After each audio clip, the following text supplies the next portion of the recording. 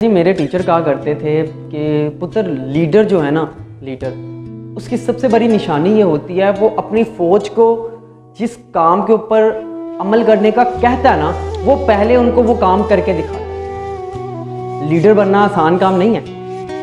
हम समझते हैं लीडर का मतलब है कुर्सी पे बैठना। ना ना ना ना ना ना लीडर, मैं कहता हूँ कि लीडर के बगैर ना कोई कौम चल सकती है, ठीक है। लीडर के बगैर ना कोई ग्रोथ चल सकता है, लीडर के बगैर ना कोई क्लास चल सकती है, ठीक है। वो नेपोलियन हिल कहता है ना लीडर के मुतालिक, वो कहता है अगर 100 कुत्तों को एक ऐसा लीडर दे दिया जाए जो शेर है, तो 100 कुत्ते शेर की तरह लड़ेंगे और जंग जीत जाएंगे। और अगर 100 शेरों की क़यादत एक कुत्ता कर रहा हो ना, तो वो 100 शेर गिद्धरों की तरह भाग के आ जाएंगे।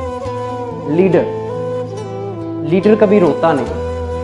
अगर आप रोते हो ना, फिर आप लीडर नहीं हो, क्योंकि दुनिया कभी भी किसी रोने वाले को अपना आइडियल, अपना लीडर नहीं मान सकती।